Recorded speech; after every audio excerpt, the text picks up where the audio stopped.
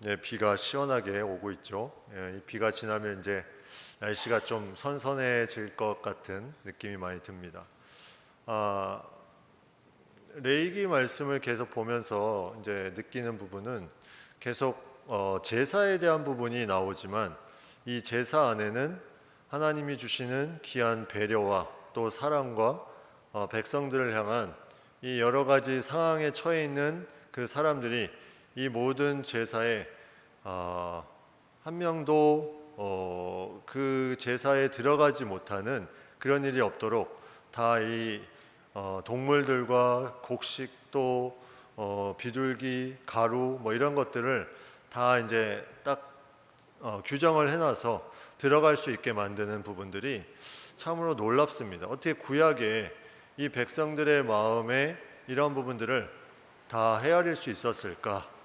이런 부분들이 너무나 귀하게 다가오는 부분이죠. 하나님은 우리의 삶 가운데 우리가 구약시대 사람들이 그것을 못 느꼈을지라도 하나님은 그 삶 가운데 그런 것들을 배려해 주시고 또 백성들을 향해서 이러한 것들을 환경들을 열어주시는 부분들, 그래서 은혜 속으로 들어올 수 있도록 계속해서 제공해 주시는 부분들이 우리에게 계속 넘치는 것, 이것이 아름다운 하나님이 주시는 귀한 것임을 고백하게 됩니다. 우리가 예배드리는 부분이 이러한 부분이 계속 쌓여지는 부분이죠. 하나님은 우리에게 환경과 우리 일정의 어떤 일상적인 부분과 또 나의 관계성과 그런 것들을 다 뛰어넘는 하나님을 만날 수 있는 그런 여건들, 장소들을 항상 우리에게 주신다는 것. 그래서 우리는 그런 환경을 뛰어넘어 하나님을 예배할 수 있다면 그것이 하나님의 뜻 가운데 나아가는 아름다운 부분임을 우리가 생각해 보게 됩니다. 그런 부분에 오늘 말씀을 좀 다시 보면 6장 7절까지 이제 5가지 제사가 계속 나오고 있죠. 5가지 제사의 내용을 보면 각각의 제사가 이제 번제, 소제, 화목제는 자원에서 드리는 제사라 그랬습니다. 자원에서. 속죄제와 속건제는 죄를 범했을 때 드리는 의무 제사, 그런 제사가 쭉 나오고 나서 다시 6장 8절부터 다시 번제부터 소제, 그 다음에 이제 앞에는 그 다음에 화목제가 나오는데 이 6장 8절부터는 번제, 소제, 그 다음에 속죄제, 속건제, 화목제가 제일 마지막에 나옵니다. 근데 이 6장 8절부터의 제사는 제사장이 드리는 제사의 규례, 여기에 핵심이 있습니다. 그 앞에 제사 5가지는 일반 백성들에게 좀 더 초점을 맞추고 일반 백성들이 드리는 제사에 초점을 맞췄다면 이 6장 8절부터는 제사장이 드리는 제사는 어떻게 해야 된다. 그 앞에 나와 있는 제사와 연결되는 부분도 있고 좀 새로운 부분도 있는데 그런 제사장이 드리는 제사에는 어떤 부분들로 이제 이렇게 채워지며 이것을 해야 될 것인가, 여기에 대한 부분들이 말씀에 계속 나와 있습니다. 근데 화목제가 제일 뒤로 가 있다. 이건 어떤 의미일까? 화목제는 어떤 제사라 그랬습니까? 유일하게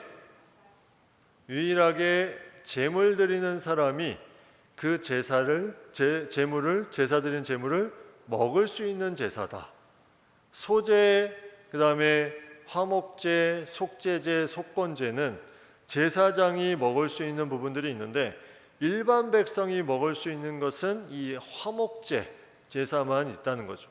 그래서 그 화목제가 제일 뒤에 간 것은 어떤 이 앞에 나와 있는 그런 순서와는 다르게 이 제물의 어떤 거룩함, 번제부터 해서 제사장이 먹을 수 있는 그런 제사, 일반 백성도 먹을 수 있는 그런 제사, 이렇게 이제 구분해서 제물의 거룩함을 기준으로 뒤에 갈수록 백성들도 함께 그 제사를 먹을 수 있는 그런 제사로 구분해 놨음을 우리가 생각해 보게 됩니다. 그래서 이 부분은 상당히 우리에게 중요한 부분이죠. 이 제물을 드리는 부분인데 제사장이 취할 수 있는 제사와 백성들이 함께 취할 수 있는 제사가 있다. 백성들이 취할 수 있는 제사가 아무것도 없었다면 이 제사에 대한 함께 나누고 또 여기에 대해서 하나님과 화목하며 나아갈 수 있는 그런 부분들이 상당히 좀 미약했을 텐데 그런 부분들이 함께 나누는 것으로 이런 공동체성, 하나님 나라의 한 가족, 이것을 아주 깊이 상징시켜주는 부분들이 이 화목제입니다. 그래서 화목제가 7장의 제일 뒤에 나오지만 제일 길게 나와요. 여기 6장 8절부터 제사장의 규례는, 그래서 그런 부분들이 아주 중요한 부분임을 또 우리가 생각해 볼 수 있습니다. 먼저 이 번제를 보시면 번제의 제일 중요한 부분은, 이 제사장이 해야 될 중요한 부분은 불을 꺼지지 않게 하는 것이었습니다. 그게 이제 9절에 나오죠. 제단의 불이 그 위에서 꺼지지 않게 할 것이요, 불이 꺼지면 안 됩니다. 이 번제단에 있는 불이 꺼지지 않으려면 어떻게 해야 될까요? 거기에 계속해서 무언가 제물을 드리고 그걸 태우게 해야 됩니다. 제물이 다 타서 재만 남으면 꺼지게 되죠. 그래서 이걸 무슨 번제라고 하냐면 상번제라고 합니다. 상번제, 항상 드리는 번제다. 언제? 아침. 여기 보면 아침마다 이렇게 나와 있죠. 아침까지 제단 위에 있는 석쇠 위에 두고, 근데 이 번제는 아침까지가 이제 그런 부분이 있지만 뒤에 보시면 민수기 28장 3절 4절 한번 볼까요? 민수기 28장 3절 4절 보면 너희가 여호와께 드릴 화제는 이러하니라. 1년 되고 흠없는 순양을 매일 2마리씩 상번제로 드리되 어린 양 한 마리는 아침에, 또 어린 양 한 마리는 해질 때에 드릴 것이요, 아침에 한 마리, 저녁 해질 때 한 마리. 그래서 계속 태우는 겁니다. 이게 상번제. 계속 태워서 중요한 건 불이 꺼지지 않게 하는 것이다. 왜 이게 중요했을까? 이 번제단에 태우는 게 뭡니까? 계속 제물을 태우죠. 제물을 태우면 그 향이 계속 올라갑니다. 향기로운 제사다. 여호와께 향기로운 제사다. 이 제물을 계속 태우면서 우리가 하나님과의 관계성이 계속 살아있다는 것을 거기서 보여주는 겁니다. 계속 살아있다. 이게 꺼지면 관계성이 소멸되는 부분이기 때문에 이 불이 계속 켜지면서 관계성이 계속 지속되고, 우리의 죄에 대한 부분이 항시 가지고 오면 이 번제단은 계속 타고 있기 때문에 그 부분에 항시 용서가 된다, 이 의미도 가지고 있습니다. 어떤 특별한 시간만 용서가 되는 것이 아니라 계속 번제단은 타고 있습니다. 여기에 번제물, 또 속죄제물, 속건제물, 화목제물, 소제, 곡식까지 다 태우는 이 번제단에 이 불이 계속 타오르는 것은 하나님이 나와의 관계성에 어떤 일정 시간만 만나는 것이 아니라 계속해서 만나는 그런 부분. 히브리서 7장 25절에 이 말씀을 한번 보시면, 그러므로 자기를 힘입어 하나님께 나아가는 자들을 온전히 구원하실 수 있으니 이는 그가 항상 살아계셔서 그들을 위하여 간구하심이라. 항상 살아계셔서, 불이 꺼졌다 피었다가 아니라 계속 펴지면서 항상 살아계셔서 향기로운 제사를 계속 받으신다는 거죠. 하나님과의 관계성 속에서 그것을 이제 받으시고, 그걸 아는 백성들이 계속 나올 때마다 이 제사를 드릴 수 있는, 이것이 아름다운 하나님이 이 번제를 통해서 주시는 귀한 마음이죠. 그래서 제사장들은 이것을 아침에, 저녁에 계속 이 양을 태우고 이제 하면서 이것을 이제 계속 이제 불을 살려야 되는 부분들이 아주 중요한 그들의 제사였습니다. 근데 여기 보면 이제 10절에 보면 세마포 긴 옷을 입고 세마포 속바지로 하체를 가리고 제단 위에서 불태운 번제제를 가져다가, 이건 이제 제사장의 옷에 대한 부분을 말합니다. 제사를 드릴 때 옷은 이런 부분을 가지고 이제 다 태웠으면 그 옷을 벗고 다른 옷을 입고 그 남은 재를 진영 바깥 정결한 곳으로 가져가야 됩니다. 제사장이 제사 드릴 때 입는 옷, 이것을 벗고 그 재물을 진영 바깥으로 가져서 거기에 이제 다시 버려야 되는 이제 그런 부분들이 있는데, 왜 그렇게 했을까? 우리도 이제 예배 시간이나 이제 장례에 보면 가운을 입죠. 이제 안수 받은 이제 장로님, 목회자 가운을 입고 그 가운을 입고 어떤 교회에 이런 문제가 있었습니다. 이제 찬양대 가운이었는데 이제 찬양대 가운을 입고 너무 화장실이 급해서 가운을 입고 화장실을 간 거예요. 근데 이 모습을 보고 이제 한 분이 어떻게 찬양대 가운을 입고 화장실을 가느냐? 여러분 어떻게 생각하십니까?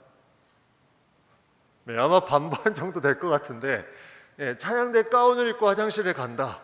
이런 부분이 이제 이해가 안 되는 부분은 이해가 안 되고 그래도 괜찮다 하는 부분은 괜찮을 수 있는데 중요한 부분은 구약 성경의 거룩한 옷에 대한 부분, 제사장의 옷에 대한 부분이 계속 나오는데 이 제사장의 거룩한 옷의 의미가 하나님과의 만남 속에 뭔가 특별한 임무, 직책을 위해서 그 옷을 입게 돼 있습니다. 그런데 그 직책 외에 다른 용도로 그 옷을 입는 것은 이게 허락되지 않은 거예요.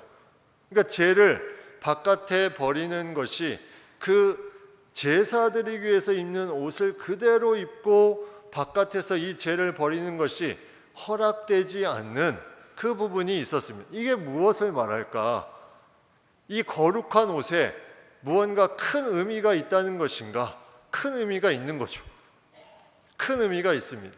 그 하나님이 그 제사에 필요한 일정한 부분에 거룩한 옷을 입는다는 것은 그 자체에 하나님이 주신 특별한 그 옷에 대한 의미를 부여하셨다는 거죠. 근데 이것이 다른 용도로 계속해서 이상하게 본인의 생각으로 이렇게 되면 그 거룩했던 하나님의 일, 하나님의 제사가 거룩하지 않은 부분으로 비춰질 수 있다는 부분이 이제 있기에 명확하게 그 일에만 거룩한 옷을 입어야 되는 부분들이 필요했던 것입니다. 근데 우리가 또 생각해 보면 이런 생각을 할 수 있죠. 그러면 그 옷 자체가 뭔가 거룩하단 말인가? 그러면 그 옷을 벗었을 때도 이것을 거룩하게 보존해야 되고 그래야 되는 거 아닌가? 우리가 쉽게 생각해 보면 성경도 비슷할 수 있죠. 성경을 우리가 거룩하다고 거룩한 하나님의 말씀이다 하면서 우리가 성경을 들고 화장실에 가는 경우도 있고 또 그렇지 않은 좀 덜 거룩한 곳으로 가는 경우도 있고 이런 부분들을 어떻게 생각할 것인가? 그리고 성찬도 마찬가지입니다. 성찬에 떡과 포도주에 대한 부분에 있는데 여기에 대한 부분도 이 남은 부분들을 어떻게 할 것인가? 이 부분은 아주 좀 인간의 머리로 생각하면 어렵지만 여기에는 아주 중요한 본질이 있습니다. 이 거룩한 무언가에 대한 부분에 우리가 항상 중요한 부분은 그 자체에 어떤 거룩함이 있는 것은 아니라는 거죠. 블레셋과의 전쟁에서 언약궤를 가져와서 승리할 줄 알았지만 언약궤가 거룩한 것이 아니었습니다. 언약궤를 가져온 이스라엘 백성들이 보기 좋게 패배하지 않았습니다. 언약궤에 대한 잘못된 그런 생각. 그러나 중요한 건 언약궤를 통해서 그 모든 것을 역사하는 성령의 역사가 그 가운데 나타나는데 그 언약궤가 있는 위치에 언약궤를 접하는 사람들을 통해서 이것을 하나님께서 주시는 놀라운 거룩함의 부분들이 그 가운데 있다는 거죠. 다시 말하면 이 제사장이 거룩한 옷을 입었을 때는 그 안에 하나님이 주시는 놀라운 예배의 거룩함이 펼쳐지는 것을 우리는 생각해 보게 됩니다. 그 놀라운 거룩함에 대한 부분을 속되고 그냥 일반적인 부분과 섞어버린다면 이 거룩함이 훼손될 수밖에 없는 부분들이 나타나는 것. 그게 이제 신약 성경에 우리가 볼 수 있는 부분이 마태복음 22장 한번 보시면 22장 11절 13절에 임금이 이제 혼인잔치 비유인데 임금이 손님들을 보러 들어올세 거기서 예복을 입지 않은 한 사람을 보고 이르되 친구여 어찌하여 예복을 입지 않고 여기 들어왔느냐 하니 그가 아무 말도 못하거늘 임금의 사환들에게 말하되 그 손발을 묶어 바깥 어두운 데에 내던지라. 거기서 슬피 울며 이를 갈게 되리라. 예복을 입지 않았습니다. 이 예복은 하나님 나라에 들어갈 수 있는 거룩한 옷을 상징하는 거죠.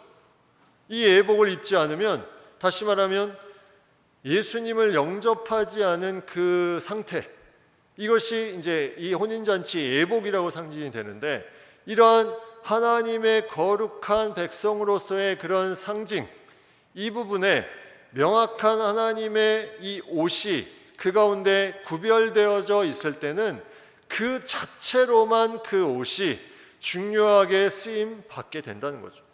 그래서 제사장이 제사를 드릴 때 이 옷을 입지 않고 밥 먹을 때 아니면 다른 일 할 때 이 옷을 입을 수가 없다는 거예요. 하나님 나라에 들어갈 때 그 예복을 입어야 되는데 다른 용도로 이 예복을 입으면 그건 아무 소용이 없다는 거예요. 하나님께서 주시는 이 거룩함에 대한 특별한 부분이 여기에 분명하게 드러나 있습니다. 그래서 이 예복은, 이 제사장이 입는 옷은 그래서 그 자체에 어떤 중요한 거룩함이 일어나는 것이 아니라 하나님의 그런 예배 가운데 주시는 하나님의 백성으로서의 새롭게 되는 존재에 대한 성령의 함께하심을 더 깊이 깨닫고 하나님의 백성임을 알게 하고자 하는 가장 중요한 하나님의 상징적인 그런 부분이었죠. 그래서 이 부분을 만약에 죄를 버리는데 이 옷을 입고 가고 밥 먹을 때 이 옷을 입는다면 그 거룩함의 상징적인 부분이 훼손되는 겁니다. 하나님의 백성으로서 그렇게 살아갈 수 있는 부분들의 예복이 그 하나님 나라에 들어갈 때 그것을 입어야 되는데, 이것이 예수님을 영접한 부분이 그 외에 어떤 다른 자신의 목적과 다른 자신의 하나님께로 가는 길 외에 다른 부분에 이것을 사용하려 한다면 그 예복은 의미가 없다는 거죠. 그렇기 때문에 우리가 이 하나님의 거룩한 옷에 대한 부분이 상당히 중요하고 여기에 대해서 풍기는 그런 하나님의 거룩함이 있습니다. 근데 요즘 교회 추세를 보면 주일에 사실 예복을 잘 안 입죠. 저도 이제 교회를 이제 한번 쭉 보면 주일 예배 드리는 교회 중에 오히려 예복 입는 교회보다 안 입는 교회가 훨씬 많습니다. 지금 이제 저희처럼 이제 양복을 그냥 입고 나오고, 또 찬양대도 가운 요즘에 거의 잘 안 입습니다. 그냥 일반적인 그냥 캐주얼한 옷을 맞춰 입고 그런 부분들로 이제 가는데, 이제 이런 부분에 이제 예식을 중요시하느냐 아니면 하나님의 그 자유로운 그런 성령의 역사를 중요하느냐, 그거는 뭐 기준점에 두기 다른 부분인데, 중요한 건 본질은 어떤 부분에 있어서 더 거룩하게 하나님께 나아가게 하느냐, 이 부분이 우리의 본질이지 입고 벗고가 본질은 아니라는 거죠. 거기에 너무 본질을 가지면 우리는 그런 부분에 복음에 대한 본질이 잘못된 부분들로 우리가 여겨줄 수 있다는 것입니다. 그래서 이러한 부분들로 우리가 계속 나아가는 부분들, 에스겔 44장 19절에 보면 이런 말씀도 있습니다. 그들이 바깥들 백성에게로 나갈 때는 수정되는 옷을 벗어 거룩한 방에 두고 다른 옷을 입을지니 이는 그 옷으로 백성을 거룩하게 할까 함이라. 이거는 또 하나 너무 좀 어려운 부분이죠. 옷을 거룩한 방에 두고 다른 옷을 입어야 된다, 밖에 나갈 때는.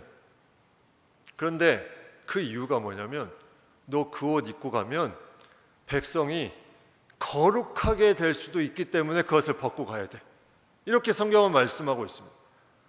그 옷으로 백성을 거룩하게 할까 함이라. 그래서 그것을 벗어두고 가라. 이게 무슨 말일까요? 이게 방금 했던 말과 연결이 됩니다. 하나님의 거룩한 옷이라는 것은 직분에 맞게 해당되는 하나님의 일에 맞게 그 부분에 대해서 쓰임받는 부분이 중요한 것인데, 여기에 해당되지 않고 다른 부분에 해당되는 어떤 부분에 그러한 부분들로 인해서 거룩하여진다. 여기서 그래서 거룩하여진다는 의미가 좋은 의미라기보다는 다른 용도에 사용되는 부분들을 그렇게 말하고 있다고 이제 생각할 수 있습니다. 합당하지 않은 직무, 여기에 이제 쓰임 받는 부분에 대해서 이제 경고하는 부분을 이제 이렇게 표현했다고 우리는 생각해 보는 거죠. 근데 우리는 구별된 것에 대해서 구별된 옷과 거룩한 장소에 대한 부분에 하나님이 주시는 귀한 것들이 분명하게 있다는 것, 이 여기에 중요성을 두어야 돼요. 그래서 그렇게 되면 가나안 교인이 이게 가능할까요? 거룩한 장소가 교회인데 가나안 교인, 안나가 교인, 이 가나안 교인이 과연 이것이 가능한 교인인가? 이런 하나님의 약속에 의하면 우리가 그러한 부분에 초점을 맞춘다면, 그런 장소적인 거룩함의 의미를 초점을 둔다면 그 부분은 사실 제대로 교인으로서 계속해서 신앙생활하기가 어렵다고 생각을 하게 되는 거죠. 그럴 수밖에 없는 것이 그 안에 거룩한 장소에 대한 하나님이 주시는 그 영향력을 전혀 받지 않고 혼자서 그 부분을 계속해서 하려고 하는 일정히 세우신 하나님의 장소, 그 장소의 외에 어떤 부분에 자신이 그것을 세워서 그 안에 거룩함을 가지려고 하는 부분이, 물론 노력이 얼마나 되는지 거기에 대해서 관계성이 있지만 실질적으로 이 부분에 대한 부분은 더 강력한 성령의 역사가 주어지지 않으면 쉽게 거룩함을 유지하기가 이건 어렵다, 그렇게밖에 생각할 수가 없습니다. 그래서 예복도 마찬가지죠. 예복을 입는 것은 우리가 그런 평상복을 입었을 때에 그런 거룩함의 눈길이, 그런 느낌의 그런 부분들이 예복을 입었을 때와 별 차이 없이 그렇게 느낄 수 있다면 그것은 별 문제가 되지 않지만, 그렇지 않다면 예복을 입어서 그런 부분이 더 거룩함을 느껴진다면 입는 게 더 낫다는 거죠. 여기에 대한 부분이 그렇게 이제 좀 정리를 하시면 좀 편한 부분들이 있을 것 같고요. 그래서 이 신약 성경에 이 번제에 대한 부분에 이제 언급이 몇 번 나옵니다. 마가복음 12장 33절에 보면 마음을 다하고 지혜를 다하고 힘을 다하여 하나님을 사랑하는 것과 또 이웃을 자기 자신과 같이 사랑하는 것이 전체로 드리는 모든 번제물과 기타 제물보다 나으니이다. 신약 성경에는 제사보다 뭐가 낫다고 했습니까? 하나님을 사랑하고 이웃을 사랑하는 것. 이제는 신약에서는 이제 번제의 어떤 제사의 제물이 그런 어떤 규정이 중요한 것이 아니라 실질적으로 하나님을 사랑하고 이웃을 사랑하는 것, 여기에 이제 초점을 맞추며 이제 나아가는 부분이 중요하다는 거죠. 히브리서 10장 8절에도 이렇게 말씀합니다. 위에 말씀하시길 주께서는 제사와 예물과 번제와 속죄제는 원하지도 아니하고 기뻐하지도 아니하신다 하셨고 이는 다 율법을 따라 드리는 것이라. 번제가 이제 신약 성경에 한 두세 번 나오는데 다 부정적으로 나와요. 그러면 무엇이 더 중요하냐?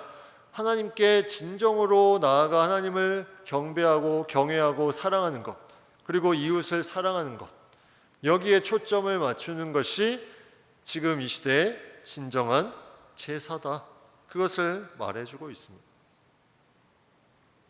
그래서 제사 드리는 것보다 순종하는 것이 낫다, 이 말씀도 이제 그러한 맥락에서 우리가 볼 수 있는 거죠.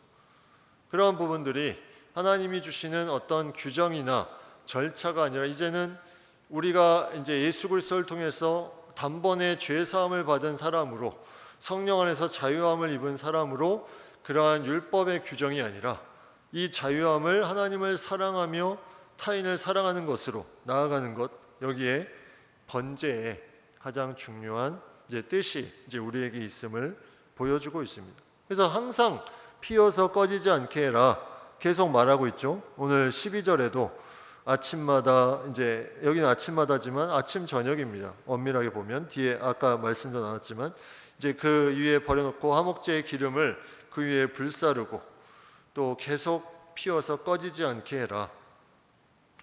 이런 어떤 번제에 대한 부분이 이제 오늘 이 제사장이 해야 되는 부분이었습니다. 그 다음에 소제를 보시면 소제도 이제 중요한 부분이죠. 소제는 유일하게 피가 없는 제사. 그래서 소제는 어떤 제사라고 그랬습니까? 소제는 다른 번제와 함께 드리는 제사라고 했죠. 번제와 함께 드리는 제사. 그래서 여기에는 하나님이 주시는 은혜에 대한 부분에 고백하며 나아가고, 또 여기도 마찬가지로 이제 어떤 소제를 태우면서 하나님 안에서 자신의 어떤 순종하는 부분들도 여기에 내포되어 있습니다. 근데 이 소제는 중요한 부분이 제사장이 소제의 일정 부분을 태우고 남은 부분을 제사장이 취할 수 있게 돼 있어요. 그래서 그게 제사장이 먹고 살 수 있는 그런 중요한 수단이 되었다. 근데 오늘 말씀에도 보면 이 소제물 위에 이제 기름과 유향을 올려놓죠. 기름과 유향. 기름이라는 것은 구별된 것이다. 구별해서 드려서 우리 예배의 드림이 구별된 그런 부분들. 또 유향은 하나님이 향기롭게 받으시는 그런 제사. 그래서 기름은 인간의 측면에서 더 깊이 있게 드리고자 하는, 내가 구별되어서 더 정결함으로 나아가고자 하는 부분이 이 기름의 의미라면, 유향은 하나님이 정말 기쁘게 받으시는 그런 예배. 그래서 인간의 측면에서는 이 기름, 하나님의 측면에서 기쁘게 받으시는 예배는 이 유향. 그래서 이 두 가지가 드려지면서 이제 향기롭게 태워지는 부분.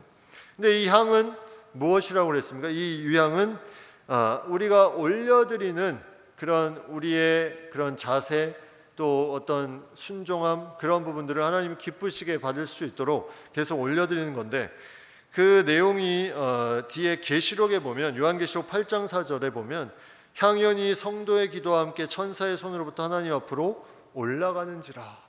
예, 향이 계속 기도와 함께 올라간다. 그 앞에 요한계시록 5장 8절에는 이 향은 성도의 기도들이다, 이렇게 표현하고 있어요.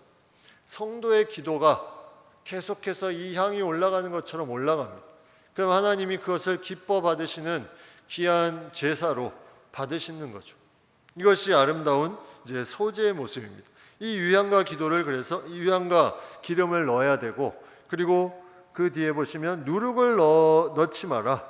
누룩을 넣지 말라. 누룩은 부패시키는 것. 그래서 출애굽 시에 누룩을 넣지 않고 이제 애굽 땅에 탈출해서 광야길로 간 것은, 이 누룩은 부패시키는 거기 때문에 부패되지 않는 것을 먹게 하려는 의도도 있었지만, 그 안에 이스라엘 백성이 부패되지 않고 살아갈 수 있도록 그것을 의미를 전달해 주는. 그래서 이 출애굽은, 유월절은 이제 재앙을 넘어간다, 패스오버, 그 의미가 있잖아요. 그런 어떤 부패되지 않고 계속해서 하나님의 백성으로 살아갈 수 있도록 그 의미를 계속 주는 것. 여기에 누룩을 넣지 말라는 것도 그 의미가 있습니다. 내가 하나님 앞에 소제를 드릴 때 그러한 곡식을 태우면서 누룩을 넣지 않은, 내가 부패되지 않고 계속해서 하나님 앞에 태워 드리는 부분들, 이것이 속죄제와 속건제 같이 지극히 거룩한즉, 이 소제의 예물이 속죄제 예물, 속건제 예물 같이 지극히 거룩하다, 이렇게 나와 있습니다. 그래서 그 뒤에 보면 아론 자손의 남자는 18절 모두 이를 먹을지니, 제사장이 먹을 수 있는 건 소제, 화목제, 속죄제, 속건제 다 먹을 수 있다고 그랬죠. 속죄제는 이제 제사장이나 회중이 드리는 속죄제는 먹을 수 없습니다. 왜냐하면 성소 안으로 들어가는 그 성소 안에 분향단에 피를 바르는 거기 때문에 더 거룩을 요구하는 제사이기 때문에 그 제물은 먹을 수 없다. 근데 이제 족장이나 평민이 드리는 속죄제는 먹을 수 있기 때문에 이러한 제사가 이제 드려지고, 이러한 제물이 거룩한 제물이다. 근데 거기에 이제 중요한 내용이 또 나오는데 18절에 이를 만지는 자마다 거룩하니라. 이 소제의 제물, 이를 만지는 자마다 거룩하다. 이것이 계속해서 거룩함으로 주변에 퍼져나가는데, 이를 만지는 자마다 거룩하게 된다. 이 거룩함이 어떤 공동체성에서 하나님께서 계속 나누어 주는 것을 보게 됩니다.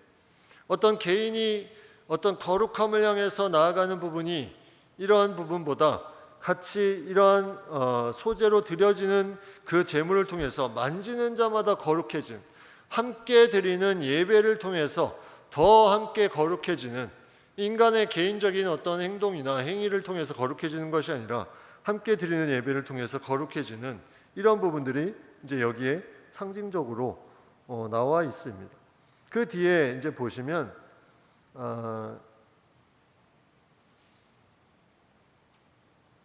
27절에도 보면 속죄제에도 비슷한 얘기가 있습니다.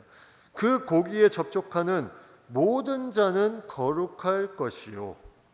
이 이제 속죄제를 드리고 속죄 제물을 통해서 이제 그런 모든 것을 하고 이제 제사장이 먹게 되는데, 그 고기에 접촉하는 모든 자는 거룩할 것이다. 하나님의 죄를 위해서 이것을 바치고 남은 고기를 먹고 이 고기에 접촉되는 사람들이 거룩하다는 것은 이 죄를 사함받는 그 사람뿐만이 아니라 주변에 함께하는 사람들, 그 거룩함의 주변에 함께했던 공동체적으로 이 거룩함을 이루어가는 것, 이게 오늘 27절에도 그렇고 18절에도 나오고, 이러한 제사에 대해서 그 한 사람뿐만이 아니라 주변에 함께했던 사람들까지도 거룩함에 이르게 하는 이런 부분들을 우리가 볼 수 있습니다. 우리가 예배 드리는 것이, 함께 드리는 것이 중요한 것이 이런 부분의 의미죠. 함께 드리는 예배가 한 사람이 드리는 예배보다 더 강력한 어떤 거룩함을 느낄 수 있는 부분이, 이것이 퍼져나가는 이 부분이 있습니다. 그래서 이러한 하나님이 주시는 특별한 은혜들이 계속 주변 사람들에게 흘러가고 이 모임을 통해서 흘러가면 이것이 아름답게 이제 계속 모임 때마다 일어나는 거룩함으로 영향을 준다는 거죠. 공동체가 중요한 부분이 이런 부분입니다. 내가 예배자로서 이러한 예배드림에 대한 부분이 흘려보내면 그 거룩함이 주변의 사람들도 영향을 받고, 그것이 그룹이 점점 커지면서 모여지면 또 그 모임 가운데 또 영향을 받고, 이런 부분들이 계속해서 이제 오늘 이 제사장의 규정을 통해서 우리가 좀 볼 수가 있습니다. 그래서 만지는 자마다 거룩해지고 또 고기에 접촉하는 자마다 거룩해지고, 이제 그런 부분들이 이제 나와 있는데, 이 제사장의 소제 드리는 것은 21절에 보면 그 내용들은, 여기도 소제도 20절에 보면 아침의 절반, 저녁의 절반 드리라고 그랬죠. 왜? 번제, 상번제가 아침 한 번, 저녁 한 번이니까 소제는 번제와 같이 드려야 됩니다. 그래서 아침에 한 번, 저녁에 한 번, 이거 이제 이렇게 드리고, 이때 드리는 소제는 그냥 가루를 드리는 게 아니라 요리를 해서 드리는 겁니다. 철판에 굽고 기름에 적셔 썰어서 소제로 여호와께 드릴 향기로운 냄새가 되게 하라. 그 앞에 소제에 보면 이제 몇 가지 소제가 이제 요리해서 드리는 소제의 방식이 나오죠. 그 방식들이 이제 몇 가지가 나오는데, 뭐 철판에 굽는 것도 있고 오늘 본문에 나오는 것처럼 그 외에도 화덕에 구운 것도 있고 냄비에 이제 구운 것도 있고, 그러한 부분들이 있는데, 오늘 이 제사장이 드리는 소제는 철판에 굽고 기름에, 그리고 그것을 썰어서 소제로 드려라, 이렇게 자세하게 이제 나와 있습니다. 근데 이 소제는 이제 온전히 불사르고 먹지 말라는 소제는, 제사장이 드리는 소제는 먹으면 안 된다. 여기 마찬가지죠. 29절 30절에도 제사장인 남자는 모두 그것을 먹을지니 그것은 지극히 거룩하니라. 그러나 피를 가지고 회막에 들어가 성소에서 속죄하게 한 속죄제, 제사장이 드린 이 성소에 들어간 제물의 고기는 먹지 말라. 회중, 지도자들 공동체의 이 속죄제나 제사장의 속죄제의 고기는 먹지 말라. 그래서 제사장은 항상 이 부분에 중요한 부분이 있었어요. 자기가 가장 중요한 죄에 대한 거룩함의 중심에 있어야 되고, 이것이 훼손된 부분은 자기는 다른 사람의 죄에 대한 부분은 먹을 수 있지만 자기가 드리는 제사는 여기에 대해서 취할 수 없는 모든 것을 다 내려놔야 되는 그런 부분들을 강조하고 있습니다. 그만큼 하나님이 이 시대부터 영적인 그런 지도자의 그런 자리에 어떤 부분에 중요함을 계속해서 말씀하고 있습니다. 우리가 어디에 리더로 설 때 내가 혼자 서 있는 것이 아니라 나를 통해서 흘러가는 어떤 부분들이 계속해서 영향을 주고 있다는 거죠. 여기에 대한 인식이 있어야 내가 삶에 인간의 모습이 하나님을 두려워하는 모습으로 이 부분이 성장할 수 있는 부분들이 생기는데, 자신의 어떤 부분만 생각하다 보면 여기에 대한 부분이 쉽게 넘어지게 되죠. 절제하지 못하는 부분이 생기게 됩니다. 이런 어떤 하나님의 거룩함의 그런 부분은 율법이 제정된 그 시기부터 이미 정해놓은 거예요. 이거는 지금까지 우리가 보온 것처럼 그런 부분들이 계속 진행이 되고 있는 부분이기 때문에 여기에 우리가 그런 부분에 계속 함께 기도하며 나아가는 것이 중요함을 우리가 알게 됩니다.